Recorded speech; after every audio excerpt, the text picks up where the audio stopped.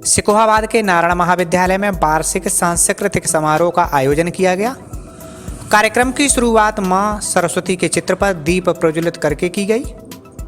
कार्यक्रम के दौरान आज कई तरह की प्रतियोगिताएं भी कराई गईं, जिसमें रंगोली, भाषण, वाद विवाद, निबंध प्रतियोगिताएं कराई गईं। हालांकि विद्यालय की ओर से कुल 9 प्रतियोगिताएं कराई जाएंगी।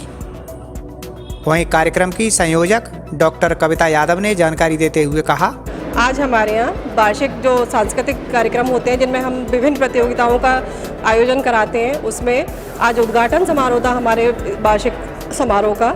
उसमें रंगोली, भाषण, वाद विवाद और निबंध चारों प्रतियोगिताएं चल रही हैं और वो चारों साथ ही साथ चल रही हैं। रंगोली हमारी हो चुकी है, भाषण हो चुका है समाप्त, वाद विवाद इस समय चल रहा है और निबंध हमारा नीचे दूसरी जगह रूम में चल रहा है।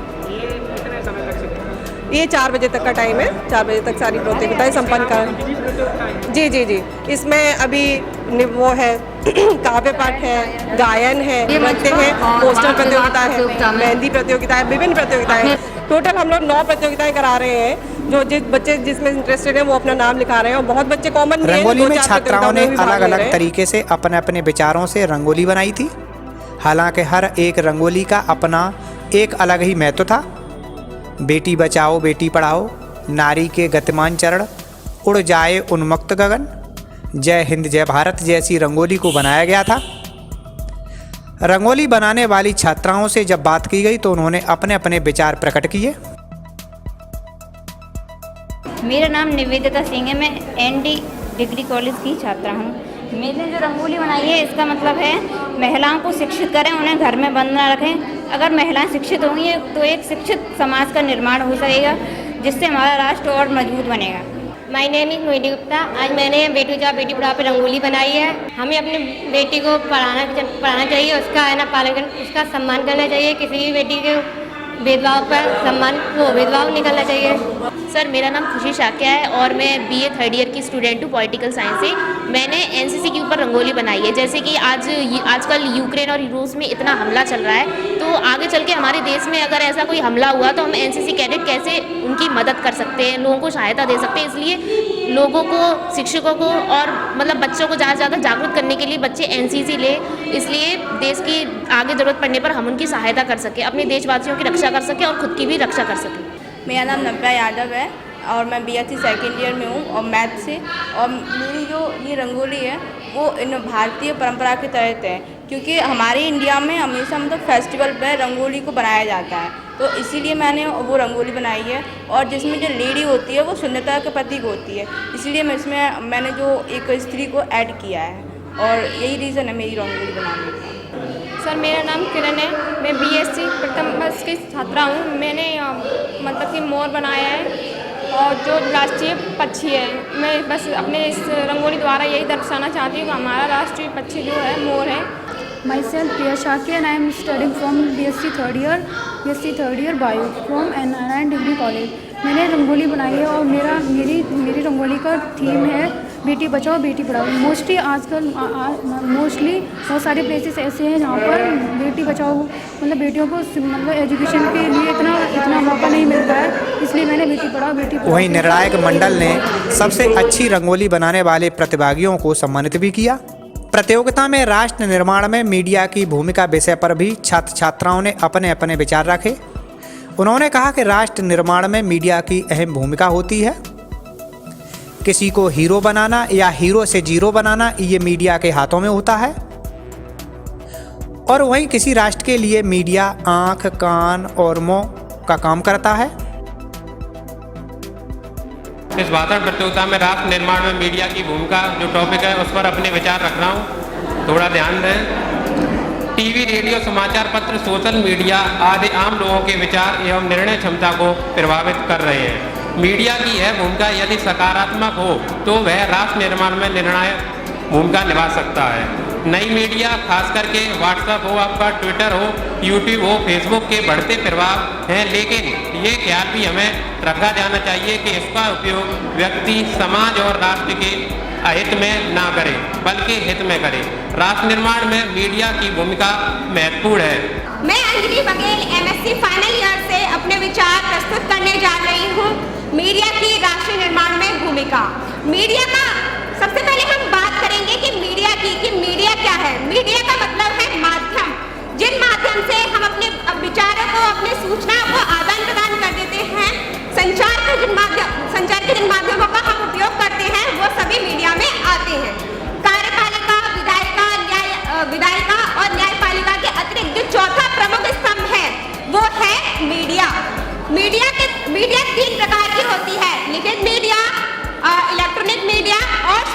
मीडिया, जहां सोशल मीडिया के द्वारा हम विभिन्न देशों से अपने देश के लोगों से विभिन्न देश के लोगों से संपर्क स्थापित करते हैं, वहीं हम एक फोन की, एक टीवी की स्क्रीन, एक फोन की, एक कंप्यूटर की स्क्रीन पर बैठकर किसी भी देश की न्यूज़ को, किसी भी देश की खबर को आराम से पढ़ सकते हैं। जहां प्रत्येक बच्चा शिक्षा प्राप्त कर पा रहा है, वो मीडिया के साधनों के द्वारा ही प्राप्त कर रहा है। इलेक्ट्रॉनिक माध्यम से हम घर पर बैठकर आराम से शिक्षा भी प्राप्त कर रहे हैं। मीडिया ने हमारे जनजीवन में बहुत ही अच्छी भूमिका निभाई है, जिससे कि राष्ट्र का निर्माण संभव हो पाया है। Basically, the media has described as performing three functions or roles of information, entertainment and education. They are conventional social functions the media render to the public, but which is equally applicable in the broader sense in national development pursuit. It could be said that through educating, information and entertaining, the media thereby makes the society members or nation or the leadership of the very society aware of the importance and need to undertake certain processes of national development. The roles of media in national development lie in the capacity and capability to teach, manipulate, sensitize and mobilize people through informing dissemination. The media also chart a course for the public in line with the agenda setting theory, thereby creating in the minds the people issues that should be viewed as priority issues, including development programs and policies. The media leads to formation of attitude through establishing of values for the society or nation and thereby building a climate of change in society or nation. तृतीय वर्ष की छात्रा हूँ। मेरा विषय राष्ट्र निर्माण में मीडिया की भूमिका। जैसा कि आप सभी जानते हैं, मीडिया की एक अहम भूमिका शुरुआत से रही है, चाहे वो स्वतंत्रता से पूर्व हो या आज वर्तमान में देखा जाए।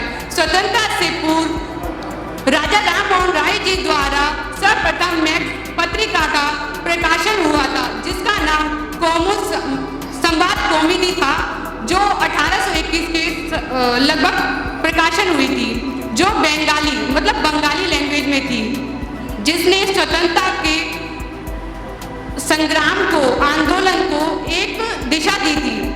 जैसा कि वर्तमान में देखें तो जो मीडिया है वो एक प्रोफेशन में तब्दील हो गई है।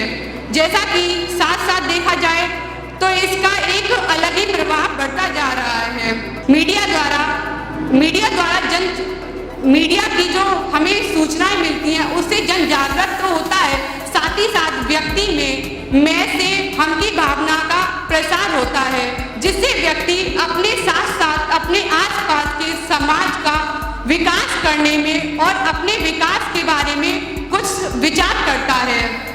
यदि हम देखें तो मीडिया की अगर पॉजिटिव है, मतलब अगर उससे हमें लाभ हो रहा है, तो साथ ही साथ उससे हमें हानियां भी हो रही हैं। जैसे कि प्रिंट मीडिया हुआ, इंटरनेट हुआ, उसके द्वारा जो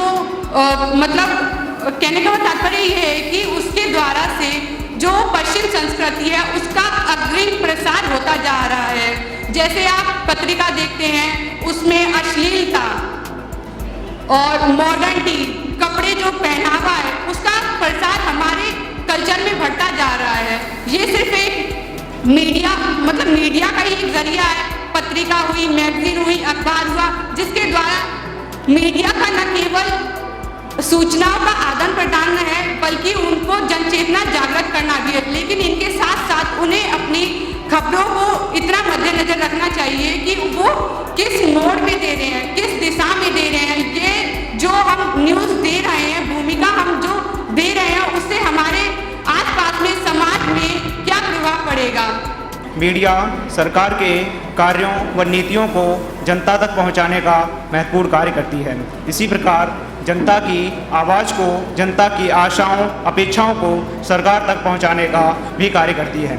इस प्रकार हम देखते हैं कि यदि मीडिया सरकार व जनता के मध्य एक निर्णायक मध्यस्थ की भूमिका, एक एक निर्णायक के रूप में कार्य करता है। आज मीडिया देश दुनिया की हर छोटी बड़ी घटना से हमें पल प्रतिपल अवगत कराता रहता है। Media can aid our people through advocating issues and transferring the knowledge skills. Awareness about various rural development program and propagation of family planning could be spread out by using the media. Media can use a more scientific and a scientific temples. Media can among a temple about the student for the study and many encourages.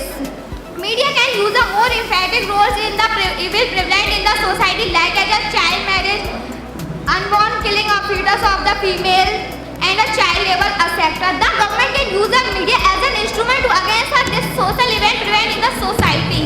Media can also a very important role to play in evil skills. Media can expose a number of corrupt people and hidden this thus putting in a check on a cancer in the form of the corruption in the nations. Many various news channels can display various group discussions and debates about the political issues, which may make a general aware about this democracy of the nation. Media serves a bridge between the government and the pupils. The government policy and issues are conveyed to the pupils. During the elections time, the media can play a very emphatic role. For example, media can present the biodata of the candidates. Media can represent the biodata of candidates which make the general public aware about the candidates to whom realizing their representation, to whom what are the planning to the board, why can we deciding to the population, why we can we want to do this.